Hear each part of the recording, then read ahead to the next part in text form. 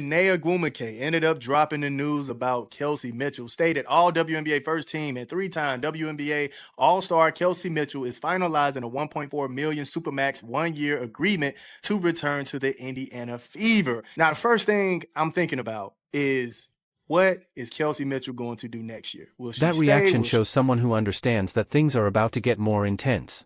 This isn't just regular news, it's a decision that creates more questions than answers.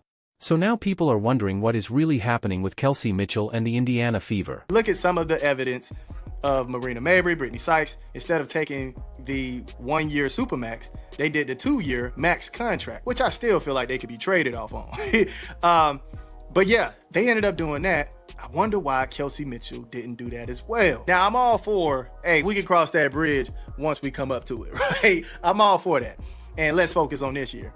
But I am curious. What are y'all trying to do? Are y'all going to part ways? Or is Kelsey Mitchell looking at a way to actually, I don't know, find a way to get Caitlin Clark paid, herself paid, Aaliyah Boston? $1.4 million for 1 year. That's the supermax deal Kelsey Mitchell just signed with Indiana. But what makes it interesting is that Marina Mabrey and Brittany Sykes both went for 2-year max contracts. So why did Kelsey choose to sign for just 1 season? It makes people wonder if she knows something that others don't.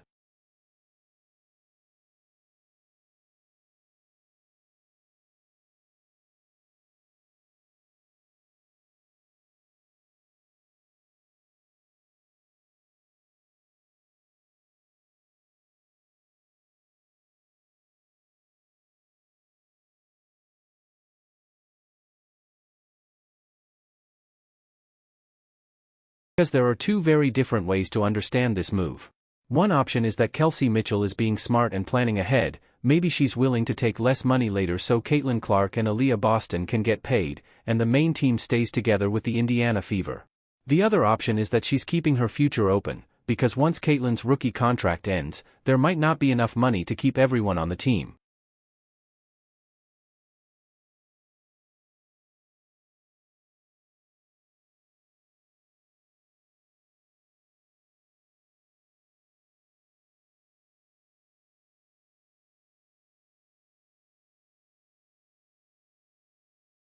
Now look at the bigger picture.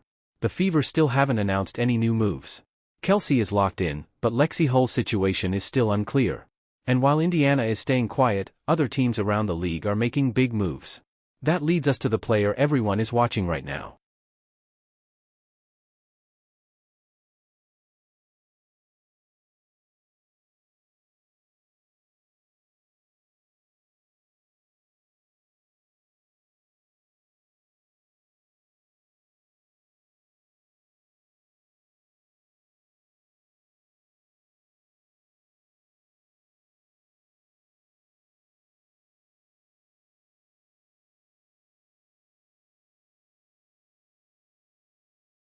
Azura Stevens isn't re-signing with the Los Angeles Sparks.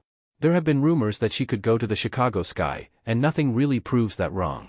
But at the same time, she's also been hinting at interest in the Indiana Fever on social media. She might just be joking around, or she could be seriously interested, we don't know for sure yet. What really matters is that Stevens fits exactly what the Fever need. She's a strong two-way forward who can shoot from distance and also defend inside. She doesn't need the ball much, but she still makes the whole team better. Imagine the lineup: Caitlin Clark running the offense, Kelsey Mitchell scoring, Aaliyah Boston controlling the paint, and Azura Stevens adding defense and flexibility. That wouldn't just be a small improvement, it would completely change the team.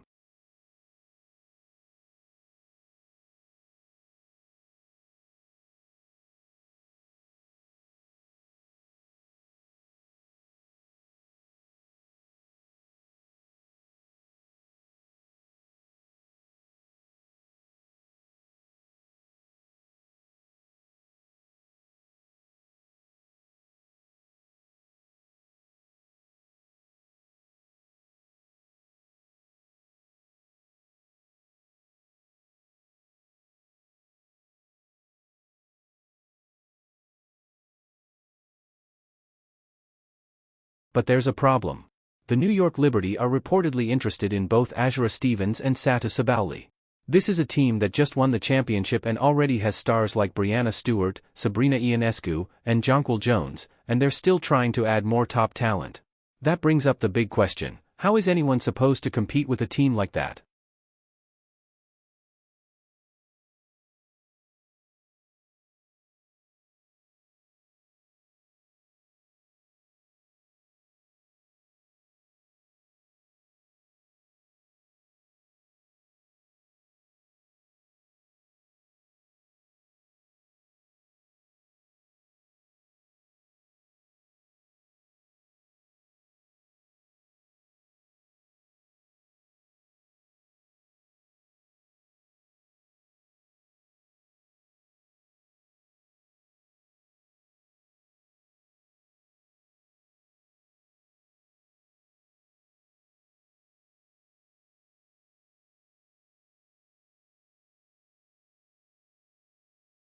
And that's the part people keep overlooking. Yes, the Indiana Fever went beyond expectations last season. Yes, they had an impressive playoff run. And yes, Caitlin Clark had a historic rookie year. But the goal isn't just to compete, the goal is to win a championship. And championship teams don't stay the same when they have a chance to improve. If you look at the roster, the Fever already have strong guard play and a dominant inside presence with Aaliyah Boston. What they're missing is a versatile forward who can defend multiple positions and consistently hit three-pointers. That's the key piece that separates good teams from great ones. Azura Stevens fits that role perfectly, and so does Satu Sabauli. The real question is whether Indiana can actually sign one of them, or if they'll end up watching teams like the New York Liberty get even stronger while they stick with the same core.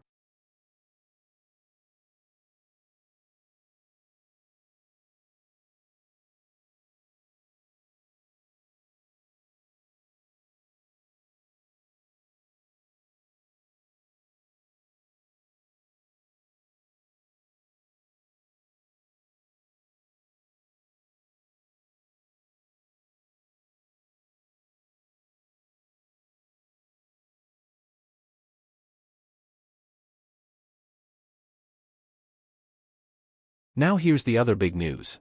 Jewell Loyd just signed a 3-year deal with the Las Vegas Aces, not 1, not 2, but 3 years.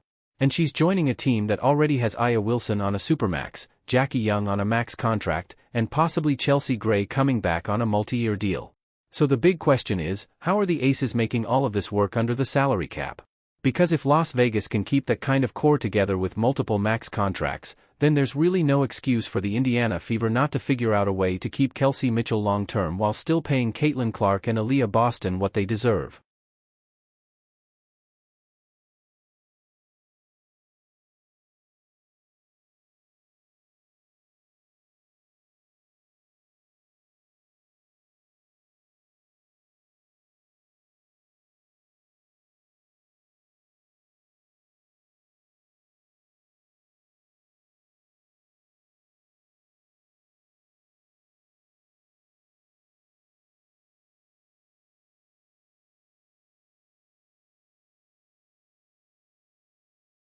This is where Kelsey Mitchell's 1-year deal starts to make more sense, or maybe even less sense, depending on how you see it.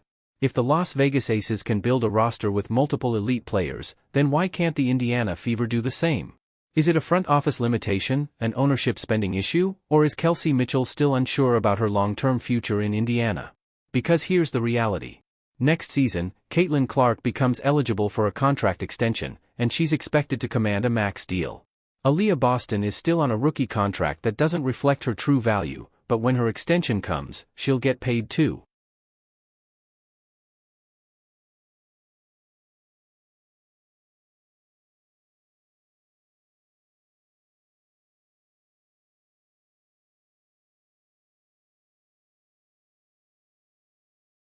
And that brings us back to where this all started.